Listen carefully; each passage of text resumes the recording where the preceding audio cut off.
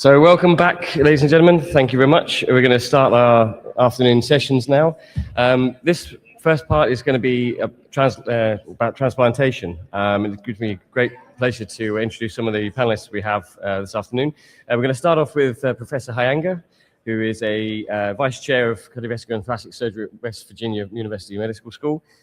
He's a grant-funded surgeon, has over 350 papers you've published now. So, obviously very, very influential in terms of that, and also academia, as holds several positions as well, and does a lot of charitable work as well, which he will talk to us a bit later about, which I'm very, very interested in hearing, and hopefully you can appreciate what he's doing there.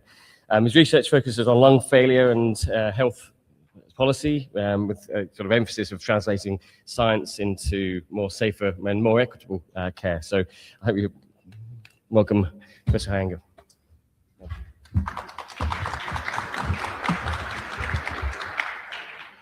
Thank you very much for that generous introduction. Good afternoon, and I see that I've been placed after lunch, which is a dangerous time to do anything, and I appreciate your return back to the auditorium. The use of ECMO as a bridge to transplantation is really the use of ECMO, because everything you do as an ECMO team will be reflected in what you do thereafter. And so this afternoon, I will put those two things in context, sharing our experience, sharing our research, and sharing some ideas of what we think have become important in how ECMO is used.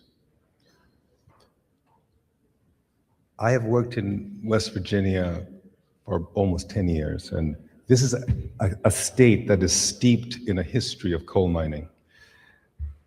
The multiplier effect of smoking and the silica dust that comes from coal mining destroys lungs more than the federal government would wish to believe. And it is a problem. We have rallied and petitioned for our patients to have access to all manner of care from a lung failure standpoint, and we continue to do so. But part of the mandate in coming to West Virginia was to set up an ECMO program. This was a program that was supposed to support the quaternary referral program from a cardiothoracic standpoint, with a view to providing support in the context of post-cardiotomy in the event of the influenza epidemic, the pandemic that happened in 2008, if there was ever a repeat of that, and also with a view to setting up heart and lung transplantation with, of course, VAD and other mechanical devices in the interim. The history that I have with ECMO was that I was a University of Michigan resident just after Dr. Bartlett handed over the ECMO lab to Dr. Napolitano. There was a real shift in how we used ECMO at the University of Michigan at that point in time, and it really reflected some of the difficulties that ECMO had in convincing the audience from a peer-reviewed standpoint that ECMO was a worthwhile tool. And so in 1975 to 1990, there was still a lot of equivocal data, a lot of raised brows about whether or not ECMO was useful. But the pandemic in 2008 changed a lot of that, because a lot of the interest in the innovation and the technology of ECMO then took center stage and helped move ECMO forward. But we had a mandate to set up a mechanical support program that would support the 55 counties of the state, as well as the region, Pennsylvania, Virginia, Maryland, and Ohio. This is quickly to become part of our responsibility. And so we were grateful for the advances that had happened since the influenza pandemic, the fact that the CESAR trial had also helped the evidence, and the fact that there was an increasing interest among perfusionists, among cardiothoracic surgeons across the world in the use and utility of ECMO beyond congenital. And so the Eolia trial in 2018 really helped cement the candidacy criteria for ECMO. But really, it was still this tool that was a trial when all else had failed in the context of failing lungs, and failing hearts. And our mandate was to use this to protect a vulnerable population of 1.8 million people and their surrounding states to have access to this in the event that they needed it. We went live in 2018 and we've grown ever since. Now, we grew in a way that is similar to other ECMO programs in a multidisciplinary way that was steeped in the increasing use of ECMO that was echoed across the globe. And our volumes increased in the same way that they did in many other centers between 2018 and 2020. The indications moved really along the lines of pulmonary predominating, and also the dictates of ELSO and the dictates of our quality metrics were also something that we had to pay attention to. The fact that if you had a patient of VV ECMO, you needed to have a 60 to 70% survival rate. For VA ECMO, 45 to 55%, and for ECPR, trailing, but still a relevant need to be able to get these patients to survive that episode. And so we abided by the rules. We abided by what dictates we had to do in order to maintain a respectable program. And so our survival to decannulation and our survival to discharge metrics had to be demonstrably equal or even better than benchmark in order to convince a state that this new use of technology was worthwhile. And the risk adjustment had to help make that point, because when we had survival rates that were higher than benchmark, the question was, were those patients as sick as patients that were seen in other centers? And so standardization using the RESP score, the Murray, Apache, SOFA, and SAVE score was a necessary part of the risk prediction in order to allow us to say that we were measuring the same thing and that we were measuring oranges with oranges and the proverbial apples to apples. With the aspect of quality, the financial explanation, the financial foundation for a program was something that we had to justify. And this was our foray into the economics of ECMO, to understand that what do you need to have a program survive in order that the administrators feel that it is not a drain in resources. And there's a break-even point that happens at 10 cases. Beyond 10 cases, you are able to capture the fixed costs that come with running a program. And that is important in the establishment of a new program.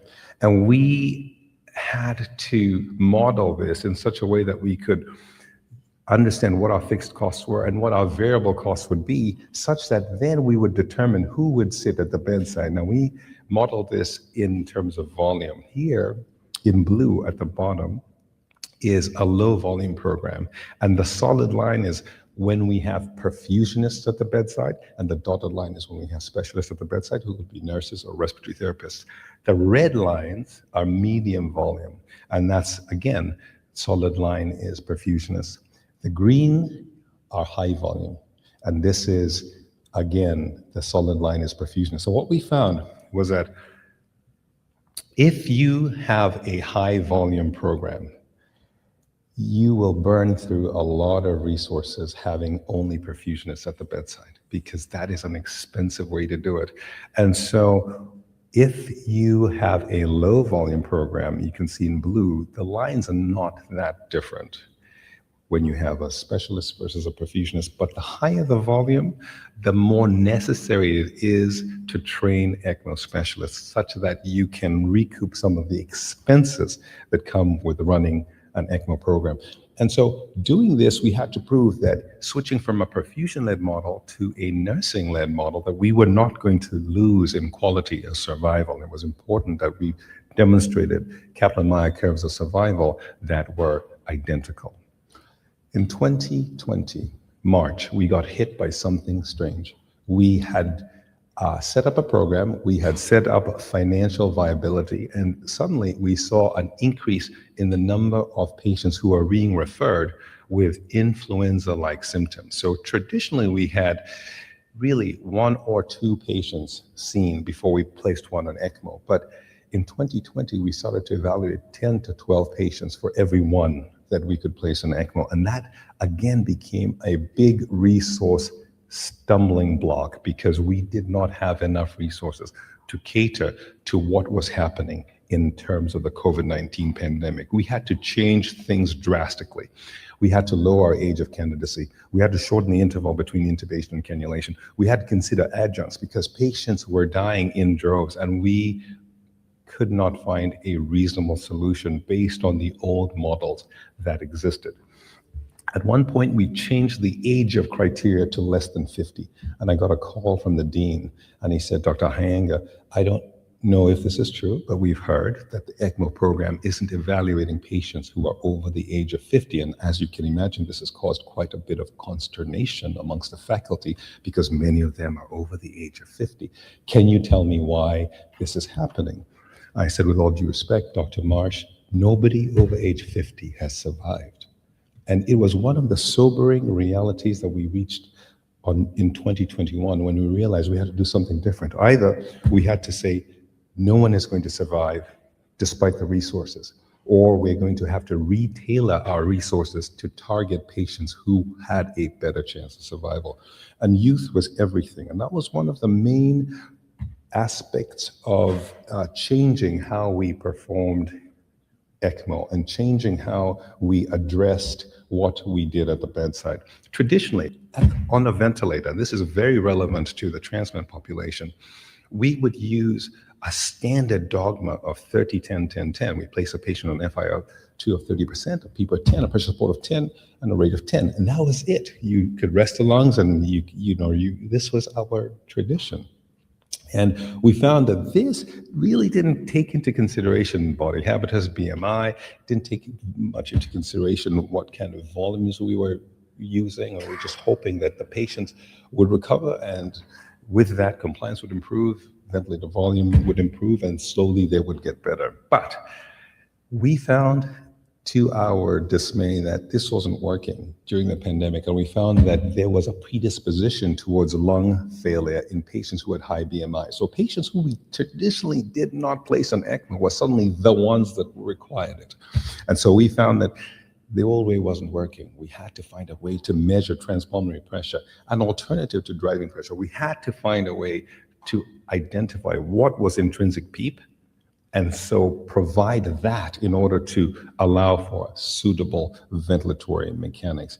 And we had to do this on the fly. It is only today, I think, in the New England Journal of Medicine or the JAMA, there's an article about a case about use of transpulmonary pressure on an ECMO patient who had end-stage disease. And it is only now becoming mainstream.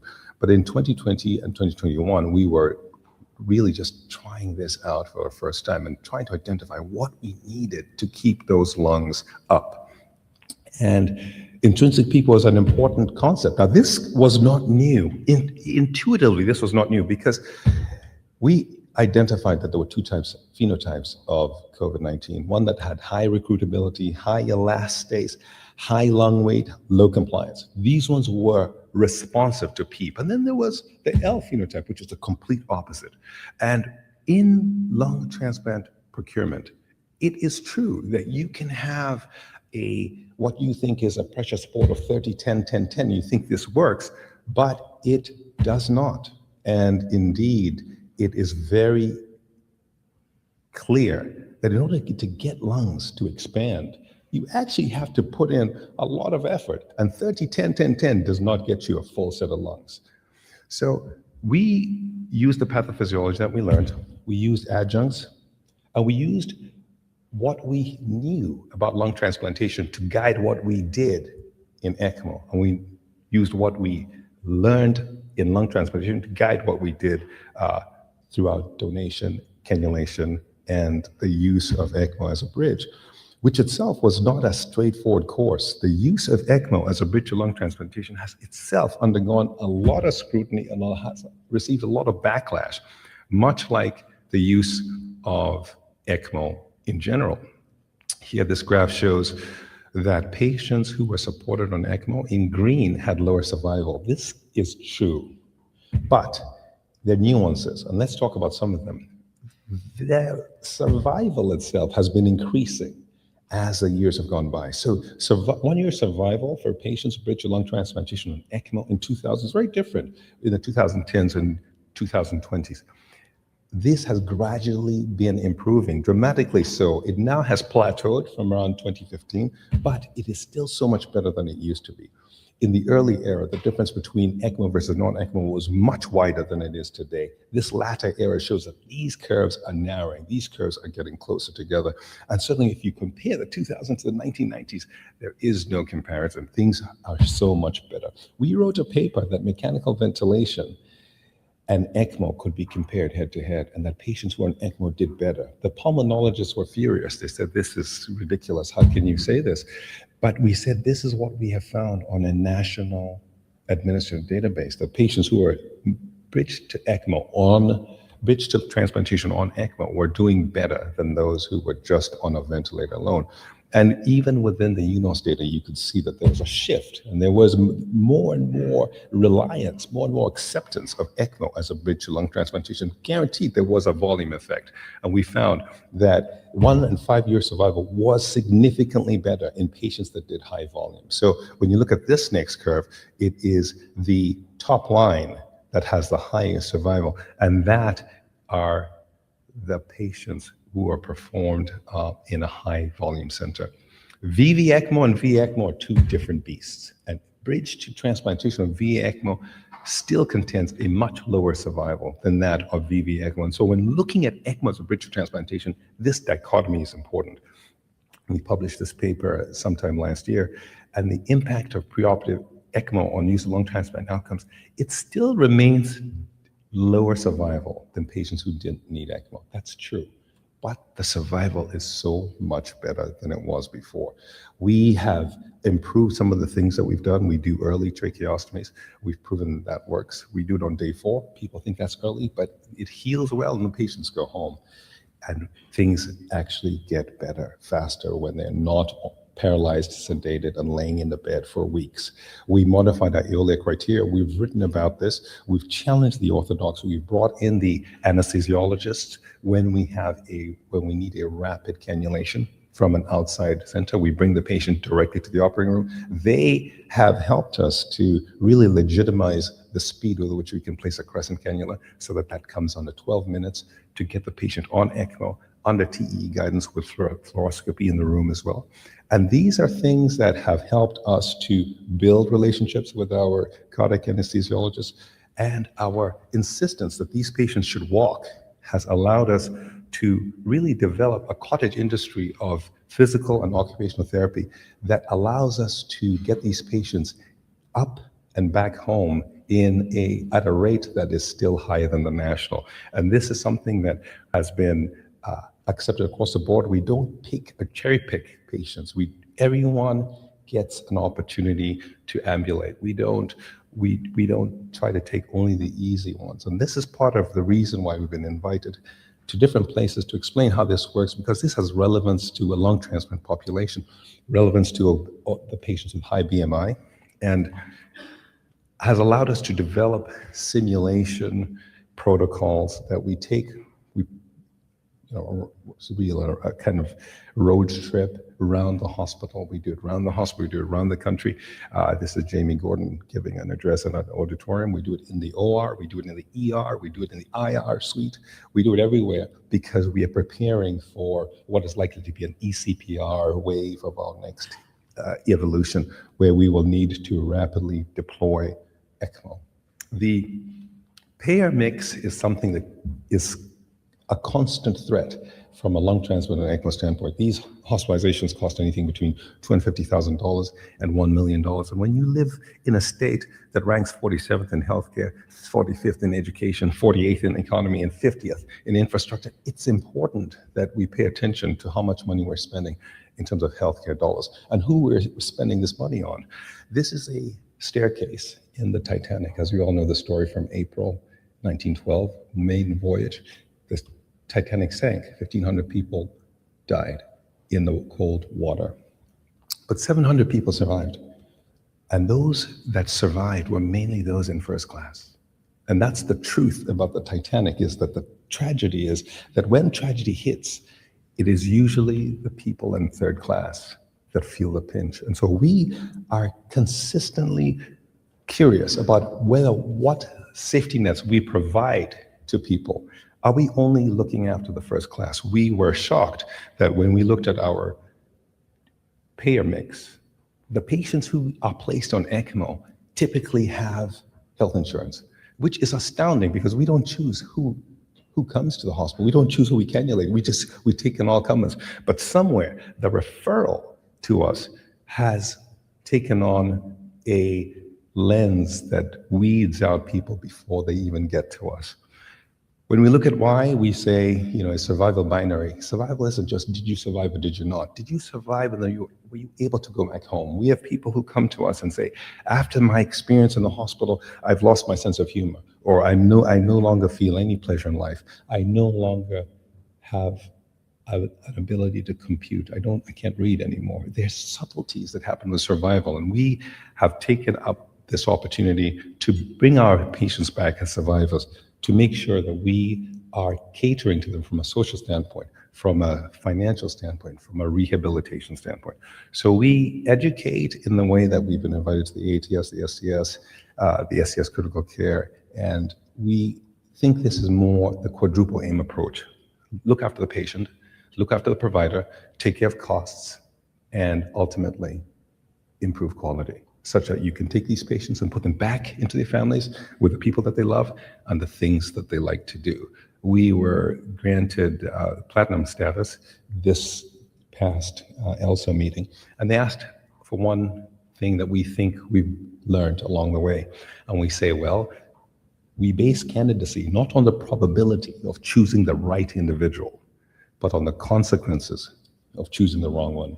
And that's important because we don't have that much in terms of resources in the state of West Virginia, so we have to be careful.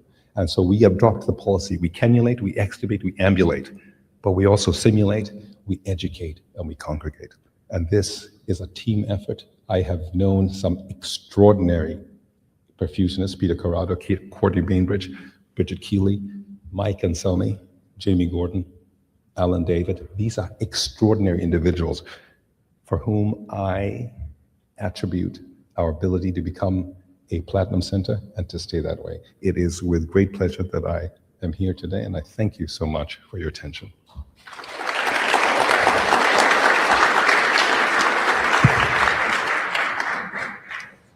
Brilliant talk. Thank you so much for that. It's quite enlightening to sort of see that element of, we often like to think that we don't make those sort of conscious biases in terms of who we give ECMO to or anything like that. Obviously, from the UK, it's a slightly different system, but it's quite shocking when you do look at the data and actually realise that that may not be the case, and that actually we're not quite as altruistic as we would like to be. But I think you've done a great job in actually trying to say, no, that's not what we're going to do. And again, it doesn't really matter whether somebody's insured. If it's the wrong patients to put on ECMO, that doesn't really help anything. Whereas if you've got the right patient, it's all about making that decision finalized. Do you ever find yourself making, what I refer to our physicians as making a bridge to decision with ECMO in terms of what are you going to do sort of for transplant candidacy, for example? Sure, thank you, Richard. I think that's it's a very good question, a very important question. Because as we explain to patients and their families, we don't always have all the answers. We don't know what is happening. We don't know whether this will be a survival or not. And so many times it is a useful opportunity, especially in a young patient who may only have single organ failure, to say, we don't know where this is going, and it certainly looks near tragic from this vantage, but if we can use extracorporeal support for 24, 48 hours, maybe the picture will become clearer. Certainly in the pandemic, we devised a consent form that said to patients and their families because the patients were obtunded, that we are trying ECMO for 14 days. And after that, as a matter of a scarce resource issue, we will have to withdraw support at that point if the patient's not a candidate for transplant and or other advanced mechanical support. And that was something that we arranged up front because we didn't want to run into the swampy ethical waters of being without a plan deep into an ECMO run without an exit strategy.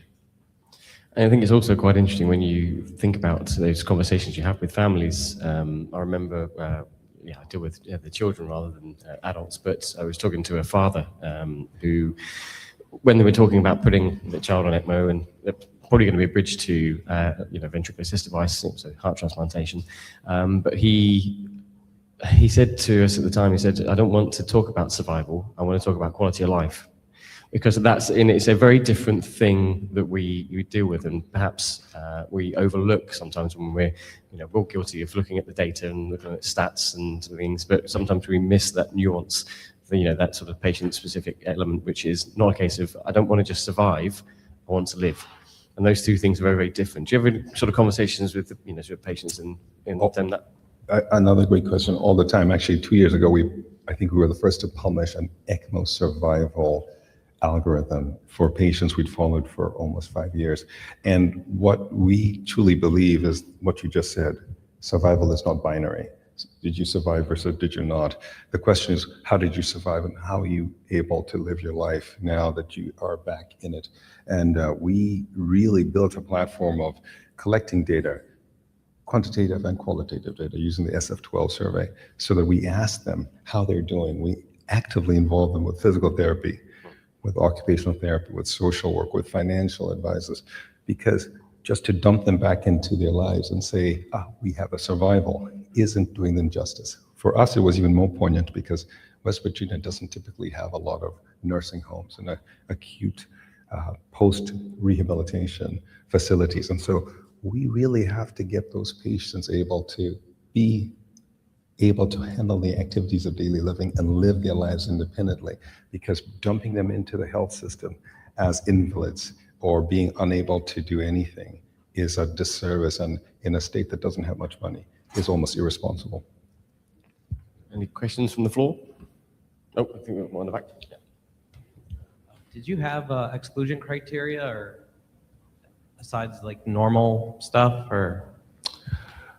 A good question. Exclusion criteria, thankfully, are well cataloged by ELSO and even within the EOLIA criteria. What we did find was that we had to modify some things that were previously inclusion criteria to become exclusion criteria. And we typically don't like to wait 14 days before cannulation. And that was previously one of the inclusion criterion prompts to reevaluate someone with a PaO2 of 50 or 80 for 6 to 3 hours respectively, and then have that qualify them as a candidate. We say if you draw it, you can see the trajectory. The patient has a PaO2 of 48, and they are progressively getting worse. Waiting till day 14 isn't useful. And so what we ended up doing was particularly in the context of scarce resources, when patients had been cannulated, when the patients had been ventilated for over 10 days, they were less likely to be candidates for ECMO than those who had just been intubated 3 or 4 days into the course, because we really had to get patients to survive. And one way to look at it is like this: you're a bus driver, you're an ambulance driver, and your hospital is 50 miles away from a school bus crash where there are children laying on the road after a major collision. Your ambulance can only carry 2 people. So you arrive on the scene. Which 2 are you going to choose? Are you going to choose 2 that will be dead when you get back to the hospital? Then you have to drive 50 miles back to get another 2? Or will you try to choose 2 who will at least make the journey back to the hospital so you can come back and get 2 more survivors? These are ethical questions. And so inclusion and exclusion criteria are a dynamic thing, and they are determined by what resources you have, what else is happening, and what you can or cannot do.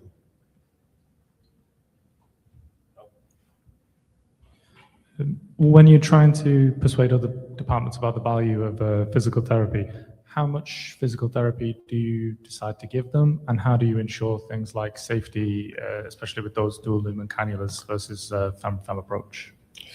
Great question, and it is something that we answer all the time. In fact, one of our physical therapists Carrie DeVito has an excellent 15-minute presentation that she does on this around the country. She divides mobility into 3 phases.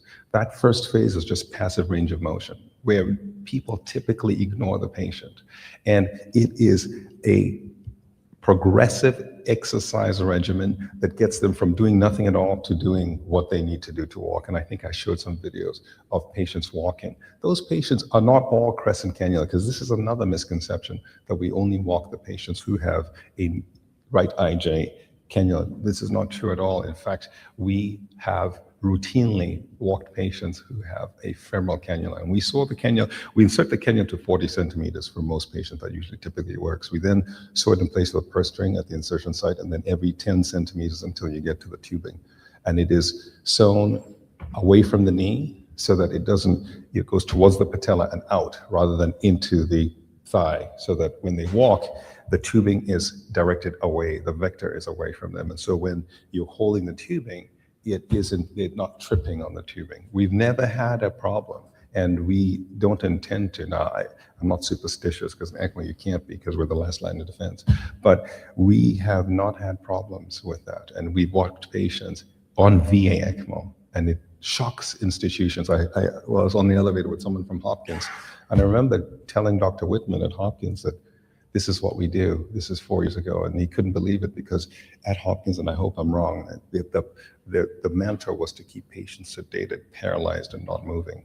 And that is the complete opposite of what we do. And it's harder to deal with patients who are awake and desaturating, and you have to go back and forth, and it is more resource intensive. We understand that, but the survival is better. Thank you so much. In the interest of time, we're going to wrap up there, but I think we could probably have a conversation about that for another 2 hours. We may revisit it or something, but thank you once again. That's an excellent presentation.